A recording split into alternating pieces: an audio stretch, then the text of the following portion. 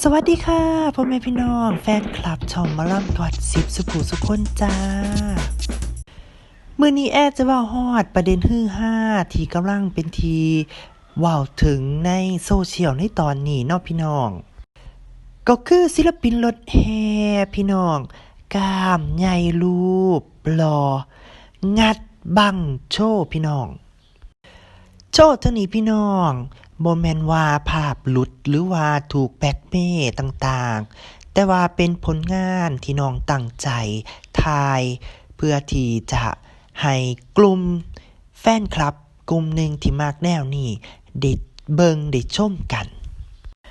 ก่อนหน้านั้นเฮาสิเห็นคลิปหลุดของบรรดาศิลปินพระเอกหมอลำเฮาหลายต่อหลายคนเนาะพี่น้องที่เป็นกระแสเว้าฮอดเว้าถึงอยู่ช่วงหนึ่งแต่ว่าอันนั้นก็ถือว่าเป็นการแบล็กเมย์เป็นการปล่อยภาพโดยที่เจ้าตัวบ่ได้ยินยอมเนาะพี่น้องแต่ว่าน้องศิลปินรถแห่คนนี้พี่น้องบ่แม่นภาพหลุดแต่ว่าเป็นผลงานที่น้องได้ถือว่าจ้างแล้วก็ถือว่าเป็นการตั้งใจในการทำงานอีกชิ้นหนึ่งของน้องเนาะจ้ะเนาะสำหรับแฟนคลับแฟนเพลงบางคนพี่น้องที่เพิ่นบ่ได้เล่นโซเชียลหลายเนาะเพิ่นอาจสิบ่ฮู้จักว่าเป็นไผหรือบางคนตอนนี้ที่แอดเว้าอยู่อาจสินึกออกแล้วก็สิอ๋อว่าเป็นไผก็ได้เนาะจ้ะ หนุ่มน้อยคนนี้เนาะพี่น้องหนึ่งเพิ่นก็รับอาชีพเป็นเทรนเนอร์นำเป็นศิลปินรถแห่นำเนาะพี่น้องผลงานของเพิ่นถ้าเสิร์ชหาใน Google ก็สิเห็นเพิ่นโชว์สรีระโชว์หุ่นของเพิ่นอยู่เรื่อยๆเนาะจ้ะการรับงานของน้องเท่านี้พี่น้องเป็นการถ่ายนิตยสารแนวผู้ชายเนาะจ้ะก็คือแนวโซสรีละแน่อันนี้ก็เป็นกลุ่มหนึ่งที่มักแนวนี้ก็ถือว่าบ่ผิดที่น้องรับงานแนวนี้เพราะเป็นงานสุจริตเนาะพี่น้องสิต้องขายเรือนร่างหน้าตาของน้องเป็นหยังคือเป็นที่ฮือฮาเนาะพ่อแม่พี่น้องก็เพราะว่าหนึ่งน้องได้อยู่ในวงการบันเทิงของเฮาอยู่ในแวดวงเสียงเพลงรถแห่งานคอนเสิร์ตตามผับจังซี้เนาะพี่น้องเฮาก็บ่ค่อยเห็นว่าศิลปินเหล่านั้นสิกล้าเฮ็ดถึงขนาดนี้น้องก็ถือว่าอยู่ในที่แจ้งและน้องกล้าที่จะกล้ารับงานนี้ก็ถือว่ายอมใจ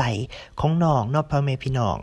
ความคิดส่วนตัวของแอดเด้ออุ้ยได้เห็นแล้วแอดก็ใจละลายพ่อแม่พี่น้องสำหรับแฟนคลับแฟนเพลงคนอื่นคิดเห็นว่าแนวใดพี่น้องบางคนอาจสิเห็นว่าเป็นเรื่องบ่ดีเนาะเพราะว่าสังคมไทยเฮายังบ่ยอมรับแต่ว่า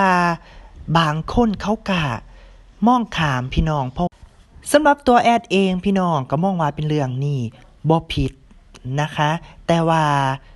ก็ยังบ่ถึงกับเป็นการยอมรับของคนทั่วไปเนาะพี่น้อง